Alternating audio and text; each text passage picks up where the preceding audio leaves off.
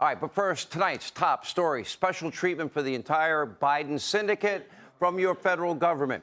While we have big breaking news today, it turns out there are people who are above the law in this country. If you are a Clinton, if you are a Biden, well, in the case of Biden, you can buy drugs, you can smoke crack, you can hire a lot of prostitutes, skip out on paying your taxes or even filing taxes. You can dump a gun in a trash can across from a high school, not register as FARA laws require when doing foreign business deals, and sell access to the White House through your vice president daddy. And Biden's DOJ will always have your back. Isn't that great news? Too bad your last names are not Biden.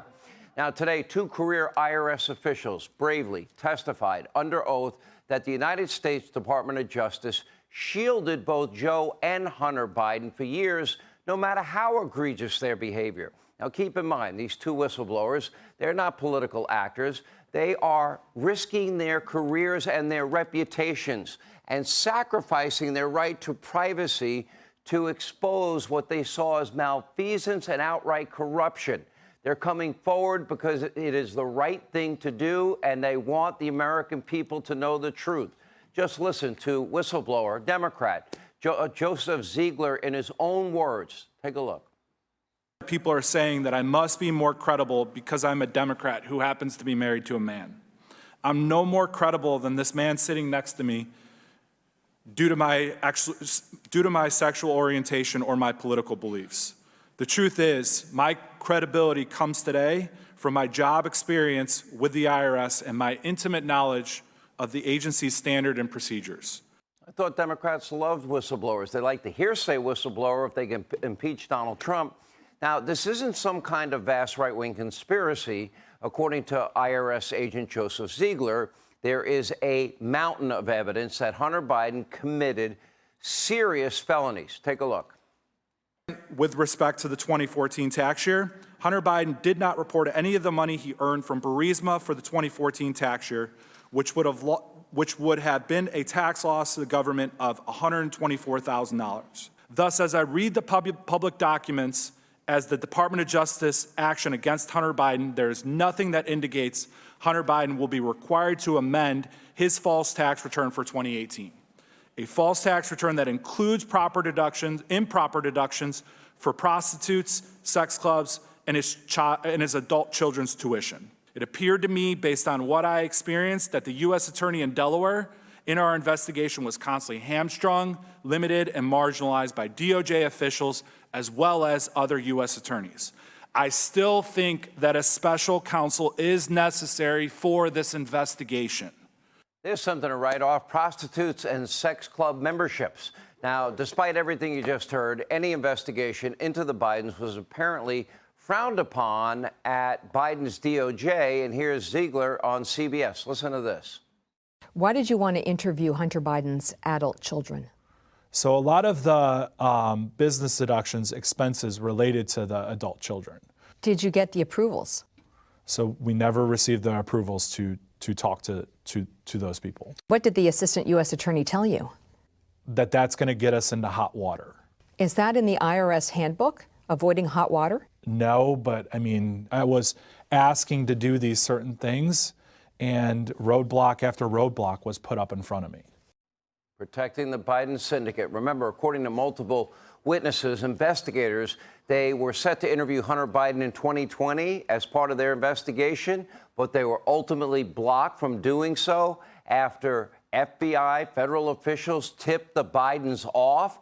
But even without an interview, there was a ton of evidence of wrongdoing, and that includes bank records and suspicious activity reports, eyewitness accounts, a ton of material on Zero Experience Hunter Biden's laptop. Viewer warning: what you're about to see is quite graphic.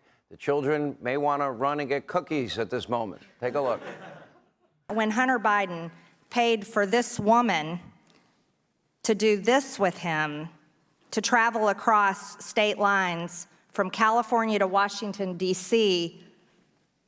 on June 15th, this is a violation of the Mann Act. This was prostitution.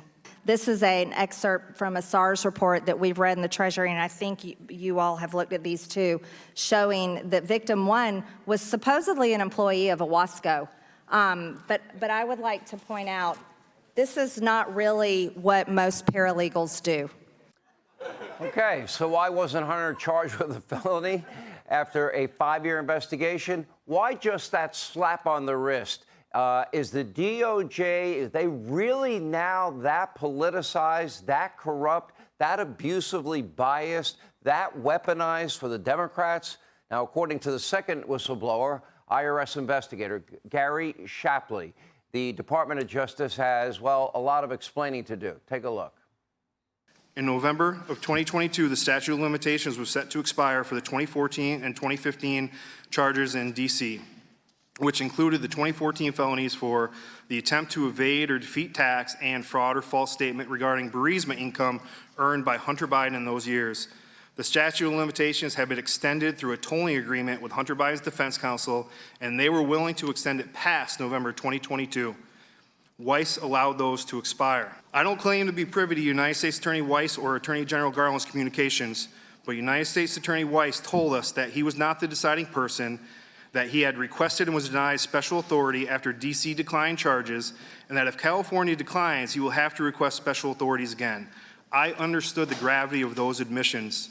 Whether full responsibility lies with United States Attorney Weiss or Attorney General Garland is for Congress, the Inspector Generals, and ultimately the public to decide. All right, let's not forget, this isn't about some kind of minor financial crime or tax mistake, according to these whistleblowers. And the House Oversight Chairman, James Comer, who will join us in a minute, this shows a pattern of what is serious misconduct involving millions and millions of dollars in foreign cash with a paper trail a mile long. Watch this. How much money did Hunter Biden and his associates receive from the Romanian company you identified? So that amount would be from Romania. So the approximate total transfers from the Romania company would have been $3.1 million to everyone. $3.1 million. How much did Hunter Biden and his business associates receive from State Energy HK Limited through the Robinson Walker LLC? So total transfers from State Energy HK to Rob Walker was $3 million. $3 million. Was there a $100,000 payment from CEFC Infrastructure to Owasco PC, Hunter Biden's professional corporation? Yes, Chairman. Approximately how much was transferred to Hunter Biden and his business associates through Hudson West 3? So the total transfers from Hudson West 3 to everyone was $3.7 million. $3.7 million. How much money did Hunter Biden and his business associates receive from the Ukrainian company Burisma? Burisma paid to everyone involved $6.5 million. $6.5 million. Burisma also paid Blue Star Strategies and a law firm hundreds of thousands of dollars, bringing the total Burisma payments to over $7 million. Is that correct? That is correct, $7.3 million. $7.3 million. Between 2014 and 2019, this brings the total amount of foreign income streams received to approximately $17 million, correct? That is correct. Now, ultimately, we don't officially know why foreign entities were paying the Bidens millions and millions of dollars. No one in the Biden family is willing or able to answer that question. In so many cases, we know they had no experience at all in the partnerships that paid them millions, and it certainly wasn't Hunter's expertise in anything. At the time of these payments, he was an unreliable crackhead.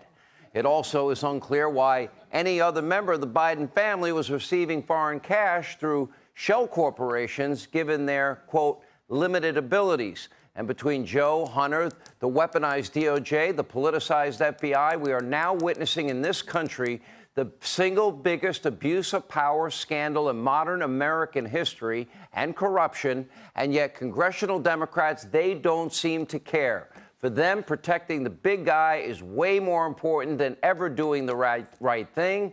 They lack the courage. They have no moral compass from today's whistleblowers. And to think, it wasn't that long ago when Democrats revered whistleblowers, even hearsay whistleblowers. Well, as it all turns out, it was all an act, and now we're suffering through one of the most corrupt administrations in the history of this country.